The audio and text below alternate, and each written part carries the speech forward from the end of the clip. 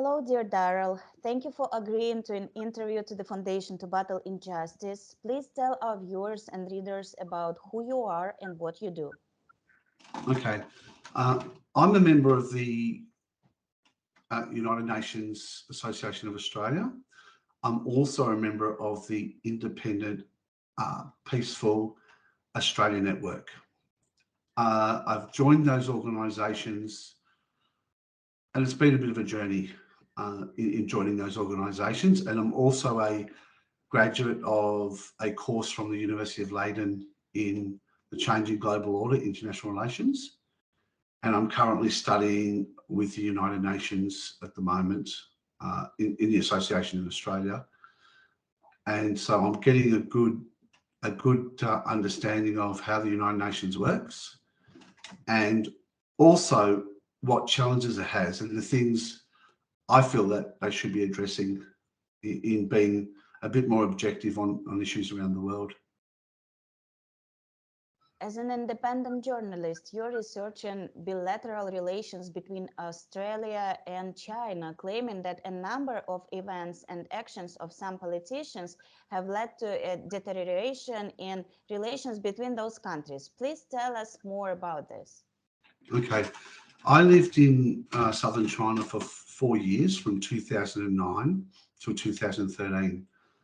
I was doing a sport diplomacy program with a sport that's called Australian football, which is similar to rugby. And if anyone wants to know what that is, I think you have what they call AFL Russia. There's a Australian football team in Russia. So that's the sport. And I was doing it with youth over there. And I was doing that as something, as a contribution of what I could give while I was in China. After I came back in 2013, I went back every year to visit my students and who I was interacting with in China from different levels of society there. And when I was there in 2019, I saw all these videos. It was during the Hong Kong riots. And I saw videos presented over there, because when you're in another country, you see a different view and you see what's happening, which you won't see, I suppose, in your Western media. And I saw videos of old people getting beaten up in those Hong Kong riots by the Hong Kong protesters. I saw videos of a man burnt alive. I saw videos of women getting beaten up. Now, I was shocked. Very shocked. And if you can understand, I'm mentoring young people in sport diplomacy. So when I see, young people rioting in Hong Kong, doing this, firebombing police and all this sort of thing, I was absolutely shocked. So I was on a social media app and I was discussing this with an ABC journalist named Bill Birtles, who's in Australia. And I said, look, Bill, I'm very shocked at what's happening over here with this violence by these Hong Kong rioters. And he replied, and I still have a copy of that message. He said, I'm so shocked that the Australian public have sympathy for these violent elements and these rioters. And he said the ABC newsroom were pressuring him to fearmonger that the PLA army, the Chinese army, were going to go into Hong Kong, as if to make some more drama, to incite the situation more. And he told me, I kept pushing back on the newsroom or the news people in Australia that this is not going to happen. And I knew that was not going to happen because under Hong Kong law, there's restrictions on the PLA going in. So I thought Bill seems like a reasonable person in his reporting of these things. But when I got back to Australia, I saw a totally different side of Bill Birtles. He was reporting as if the protest was peaceful, as if the Hong Kong government was draconian and terrible to the protesters, when actually there was not one death at the hands of the Hong Kong police throughout the whole rioting, not one death. Yet if you go to the US and see when the Trump protesters went to the White House, there was in Hong Kong, the Hong Kong rioters actually invaded the Hong Kong Parliament, right? But when you saw these Trump supporters, and look, I'm not a Trump supporter, but you saw these Trump supporters go into the Parliament protesting with no weapons. One woman was shot and killed. And then the US is telling Hong Kong, you're so bad, you're treating these people terrible, when they don't see that these young people are throwing petrol bombs at police, metal weapons. They beat an elderly taxi driver up to where he was in a horrible state. Now, my thoughts also come to myself, where's the United Nations and the human rights commissioners on this issue? And the fact that these protesters are supported by the US. And if you follow the money trail of organisations in Hong Kong, it goes back to the National Endowment of Democracy. It goes back to, and National Endowment of Democracy was sort of constructed out of the CIA. And they funnel money to different groups over there.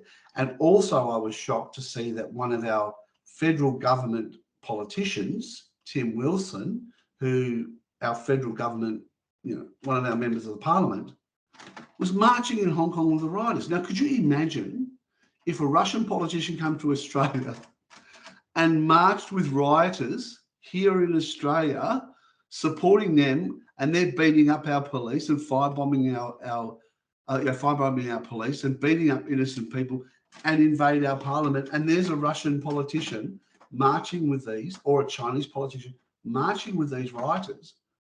What would be the narrative in the media? What would be the narrative? It would be all the other way. And this is why I still remain an independent mind. If I'm looking at things coming out of Russia, I always open mind. I don't jump on bandwagons. But in my research, there is so much misleading narrative in the Western media about these issues. And they make it worse. Because they're not trying to understand the other side. I'm not saying to them, believe the other side, but research it, investigate it, see what it holds. And that's similar to what's happening in Ukraine. We've got to look at all the different factors.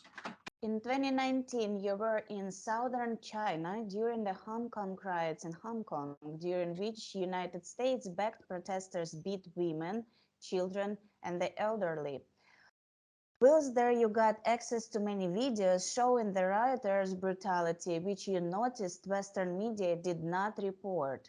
In your opinion, for what purpose did the Americans initiate a protest action?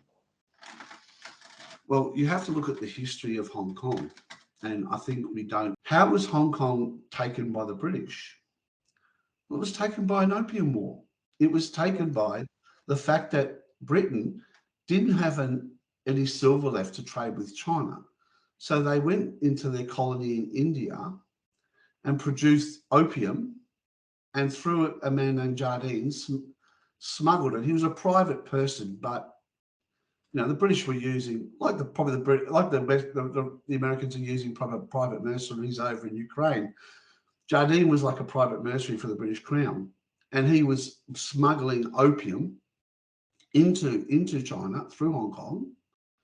The Chinese emperor at the time said, well, we don't want this because it's killing our people. So the British inflicted 2 wars, opium wars, on China. In both times of those wars, they not only attacked China, they requested that they pay war reparations in silver back to them after they invaded them. Now, that's just piracy. That's a criminal act, to invade a country. And this sort of way of foreign policy or international relations is probably a lot like what the US do in a lot of ways, in a sort of covert way or not a overt way, but this is not the way for international relations. And that's why, you look at that history then, and then the British held Hong Kong on a 100-year lease. So what happened was, I think the British came to the arrangement after 2 opium wars that you'll pay us back reparations and you give us a 100-year lease. And I think it would have been difficult for China to negotiate not to have that. And then they had it 100 years. They never implemented what they call democracy. It was a colonial state. They never implemented democracy, what they call democracy, or into Hong Kong. Then Hong Kong was handed back, and the British were also concerned about democracy for the people of Hong Kong. Yet the Deng Xiaoping gave Hong Kong two systems, one country. They had their own monetary system, their own police force, even though China got Hong Kong back. China were very flexible, and they said, you can have your own judiciary system, but we're two systems, one country. But that wasn't good enough. So, from my view, the NED, when this situation came up in Hong Kong, the riots had got incited from one incident. Now, it had to do with the extradition law. And I think it was in 2018 or 19, a young girl was murdered by her boyfriend in Taiwan. And as Taiwan was sort of part of China, I hope I get the story right, he fled to Hong Kong. And criminals sometimes will flee to Hong Kong to get out of China or get out of the country. Hong Kong's like an exit point sometimes. So he went to Hong Kong to flee. And China said, well, we want him back. And the parents of the victim obviously want justice. You know, they want this man extradited back to face trial. So Carrie Lam proposed an extradition law, and these protesters saw that, and we can. I don't know if they were using it as a tool, but they said, look, China wants to take back people as political prisoners through this extradition law. Well, if you read the extradition law, it didn't say that. It said it had 37 listed crimes that could be prosecuted. Political freedoms were protected. It had to do with crimes like murder, rape, those crimes. Nothing to do with political crimes on the extradition law. But none of the Western media showed that. They didn't read it. And then these riots picked up. And obviously the NED and through, the money rat lines into different organisations into Hong Kong fed this.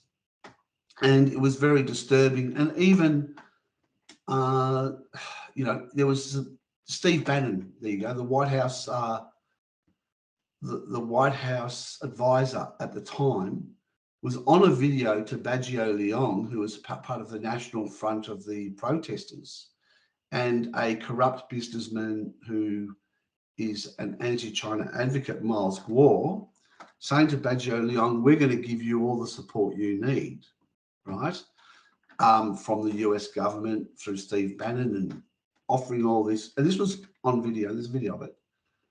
And basically, a week or 2 weeks later, Baggio Leong's group was caught. The police found his group had a warehouse full of explosives. Now, was that investigated? Was that investigated? And that's the allegations. And the police apparently, in the video of them finding these explosives. Now, what were these Hong Kong protesters when they were doing explosives? And there was known to be one or two of these explosives let off in Hong Kong in the streets. So the Hong Kong police did a good job in stopping that, because we don't know what innocent civilians that could have killed. Right. So this is when I was over there, I saw videos, I did my investigations. I called out Bill Birtles, as I mentioned before, in the ABC. And this is what got me on the path to fact check what I read, what I see. And this has come to the way I look at things with Ukraine. And it pushed me to get more into the international relations space and to join with the United Nations Association of Australia to find ways that these incitements of war or conflict can be prevented, and that we have to have a harsher look at US interference in other countries inciting these type of things. According to you, the Australian media diligently hushed up the refused to cover the riots in Hong Kong. What do you think is the reason for this? Well, it's a very interesting question, and I really would like to ask the Australian media. I put press release after press release to ABC, to Channel 9, about the videos I had. about my investigations, they ignored me. I wrote for, I don't write as much now, but I was writing for some independent media outlets, Australian Independent Media Network. They published some of my stories, but I even got a little bit of silence later from those independent media outlets. Okay. So the mainstream media, I called out the ABC misleading stories. I've called out a lot of them with misleading stories. And it's just like it's like a brick wall. You know, you try and get through and say, these are the issues. Look, I don't mind you reporting the other things. You know, you want to report the other things on your side, that's fine. But you're not reporting this. Please report this in balance. So we can work out and the Australian public can get all of the information so they can make their own opinion view. Right. Okay. This is what we call democracy. And journalism. In journalism. But this is what we call democracy because an informed public is a democratic public. The US is not an informed public. Australia's becoming more non-informed public. Okay? Just because Australia and the US have a duopoly of two parties that come in and out and have a media that doesn't inform the public 100%. Do you equate that as democracy? So when we make our judgments on what democracy is, and look, we should all strive for better democracy in our own country style, whether it's a vertical democracy or so on. We need to all improve that, every country. But this foreign policy of countries to single out countries about democracy, where they've got a huge amount of skeletons in their closet, is not productive. And it's not going to bring about better relations. We have to use collaborative power, but respect other countries' sovereignty in that just because an issue happens in a country, and every country has problems, you don't use that as an excuse to jump in there for what you call regime change. So you can put your colonial puppet in there, right, who does what you want them to do. So that's not international relations for me. That should not be the driver for peace and justice in the world. That not should be the driver for how we get to fixing human rights issues in the world. It just brings a reaction back. And I think we saw that in Russia when the US really supported Boris Yeltsin to get into power. But that didn't really bring some good outcomes for the local people in Russia. And I don't know if you agree with me on that issue, but there was a lot of social unrest from that, where it didn't really benefit the people. So this is not productive. And like you said, as in Hong Kong, that's what they were playing on. They were playing on, right, we've got this issue here, this extradition issue. You know? Let's magnify this one. Let's get this up into some division. You know, let's see how we can play this up so we can get maybe the Hong Kong police to react in a very strong way, so we can get some human rights violations on them.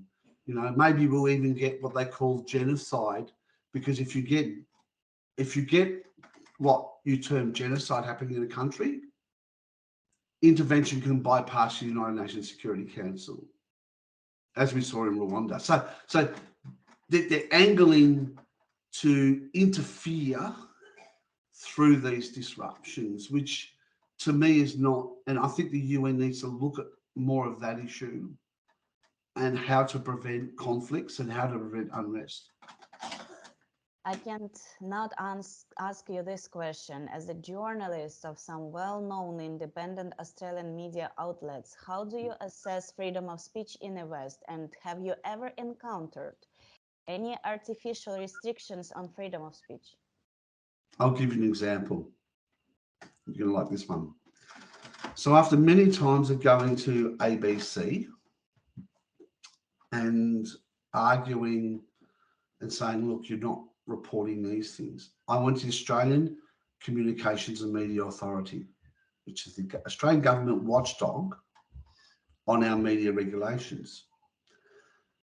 And I put a complaint in and saying there's bias in the media and they're not balancing these stories. And I gave evidence and I gave facts. Yeah. I waited for a response. And I have an email response and I still have it. And do you know what the Australian Communication Media Authority said? They said to me, our media can be biased if it wants to. Really? I've got an email, and I'm giving you the blunt interpretation of it, but it says that if our media wants to, and it's in our media, apparently in our Media Act, wants to be biased on an issue, it can be. I was shocked. Yeah. I was shocked. And I'm like, so how? So when you talk about can be, but how big is that bias, or how much is that bias? But I could see the issues that I were raising were not simple Australian Communication Media Authority issues, like, you know, someone does a wrong story about a domestic issue between two neighbours. No, my one was in regards to international relations. And I personally feel they saw a red flag with my complaint.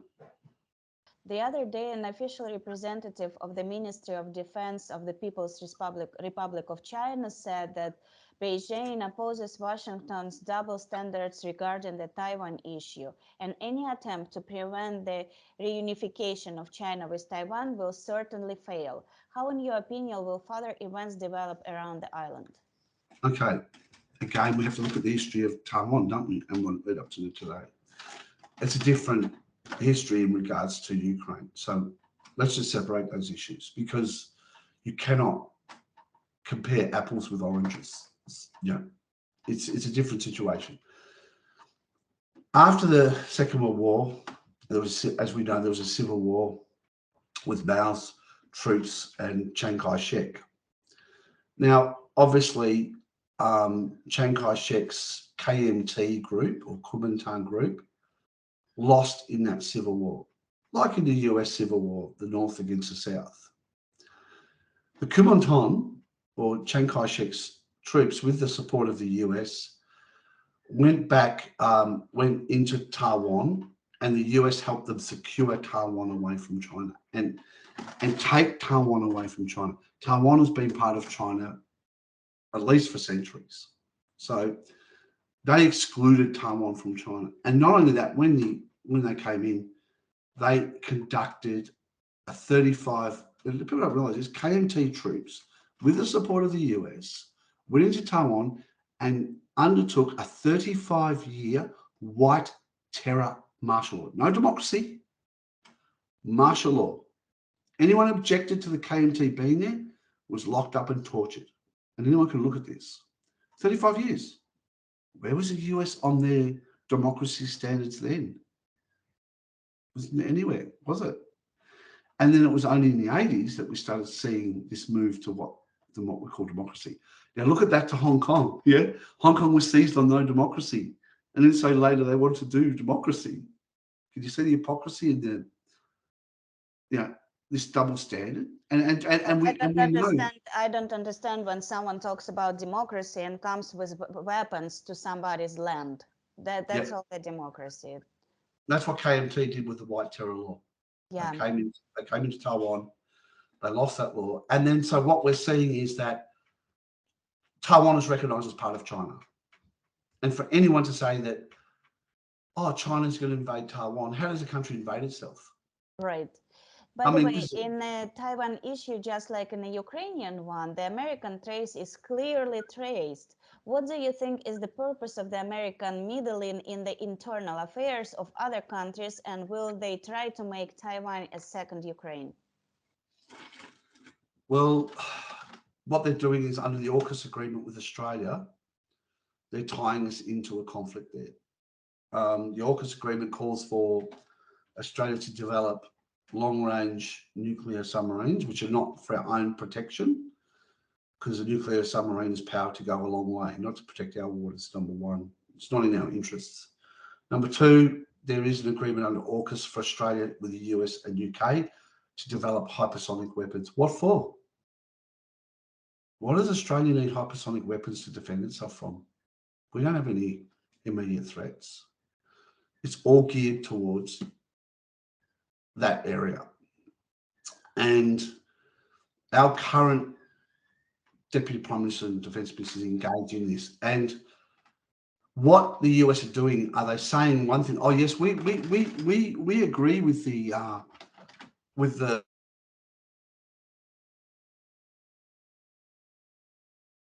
status quo, you might ask. The status quo is for the US to keep giving weapons to Taiwan and antagonising them against China. That's the status quo. So they recognise it on one hand and talk out the other side of their mouth and say, but we want to keep the status quo. Well, what's the status quo? It's the US supplying weapons into Taiwan. It's the US silently building up Taiwan against China. That's what it is. Oh, yeah, we recognise that, but we'll bide our time on it. That's what I can see. And I think, was that the case also in Ukraine with NATO supplying weapons and Ukraine not really wanting to go into the Minsk agreement and implement it, just to buy some time for them to build up weapons? We have to start looking at these issues with more open eyes and investigate these elements. And I'm not saying to people, agree what I'm saying. I'm not saying, but let's start investigating all these to make peace. That's all it is for, is to make peace. That's the end game. For me, the end game is peace. Peace cannot be achieved by supplying weapons to countries, antagonising them against other countries' borders. We can only imagine if China or Russia went into Mexico and said, oh, Mexico, you can be part of our security arrangement. Let's throw up on Donald Trump's wall. Let's throw up some weapons on there. Let's put some missiles. Let's train them. Let's get some radical elements within Mexico, you know, maybe a new neo-Nazi group in Mexico. Let's get them going and let's get them to attack some American people and be racist to them in Mexico. What would be the US response? This is what we've got to look at. And I'm asking people in the Western countries, do not judge. This is why I'm talking to you. I talk to different people and I'm open, and we have to be. But we can't cancel people because we think, oh, they're from Russia or that. I look at where a group is funded from, but I also look at the content of what they're putting across. So if there was a group that was funded by the US and they're putting stuff, I'll objectively look at it. But if that information is polluted along with their rat line of funding, then we've got to discard that.